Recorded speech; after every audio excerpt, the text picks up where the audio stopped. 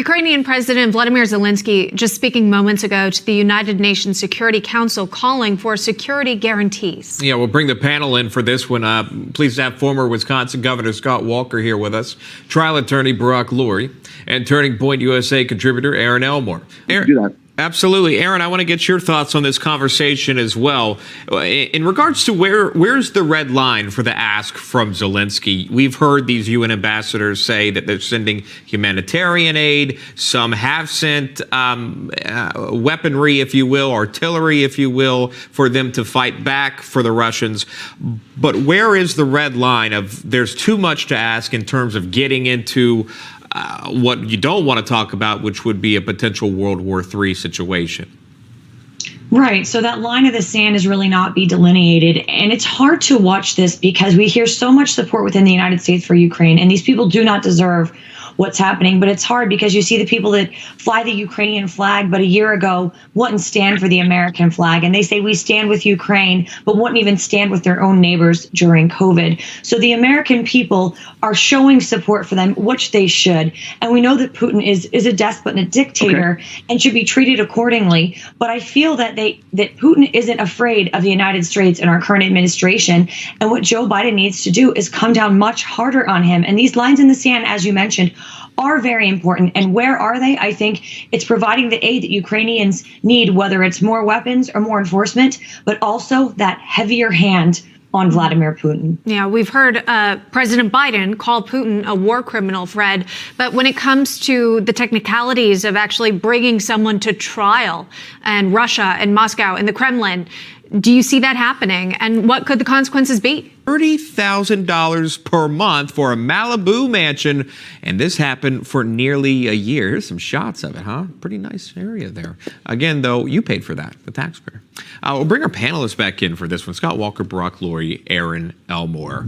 And we're going to, the BLM thing, that story at the bottom, we'll get to that in just a bit. But just to, Erin, if I'll start with you on this. So now we know where Hunter's been. Everyone's asking, where's Hunter? He's in Malibu, living a dream. And also the Secret Service as well, living the dream, but obviously on taxpayer money. Just to be very fair, obviously, any child of a president, et cetera, will receive protection. However, Malibu, $30,000 a month Malibu mansion. Erin, how does this sit with you? California dreaming for the Bidens, huh? Wow, one of the most expensive zip codes in the United States.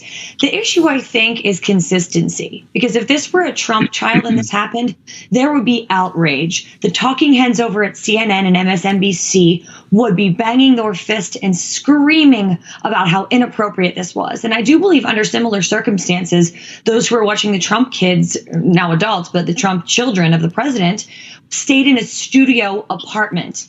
This seems excessive, but it's very easy to spend money when it's on the taxpayer dime and it's not coming out of your pocket. Instead, it's coming out of our hard-earned money. And I would just hope that someone would cover this appropriately like you are at Newsmax. But I think it's going to fall on deaf ears. Nothing's going to happen. And the Bidens are going to continue what they've done for the last 40 years. And that's whatever they want. Yeah, Barack, and this just really comes on the heels of all mainstream media finally reporting on the investigation of this bombshell laptop that's been around for the past 17 months, by the way. Cuccinelli, Ken, always great to see you, and thank you.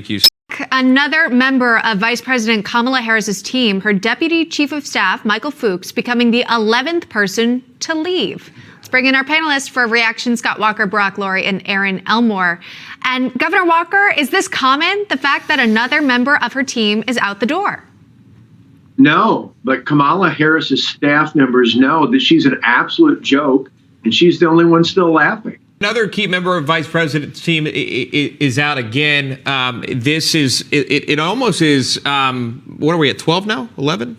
Something 11. Like that? Almost a dozen. Yeah. Erin, the big question is why? What are they seeing? Is it other opportunities? Is there something going on inside between the team? What's happening here? Well, I wish we could be a fly on a wall and know. And like you said, it's 11, one more, and we've got a juicy dozen here. I think this speaks a lot to who Kamala is as a person. There have been a lot of accusations that she was just picked, and even Joe Biden said himself, based on the color of her skin and not her content of her character or her accomplishments here. And we've heard that she's hard to work with. And we've seen lately a lot of word salad and sentences that didn't make a lot of sense and a lack of coherence. And I think her staff wants to have a future perhaps in politics or in the private sector, and they're embarrassed at what they're seeing in this administration. And this is not an accident that nearly 12 people have left in about a year's time. And her polling is also not so positive. We've got a few to show our viewers here. This is a Rasmussen poll. It finds the vice president has an unfavorable rating among 56% of respondents here. The reason why people are leaving, it's because of her erratic behavior. We're seeing not only erratic behavior, but extremely weird word salad choices like Erin just mentioned. Thanks for weighing in today. Scott Walker, Brock Lurie, and Erin Elmore. We appreciate it. We do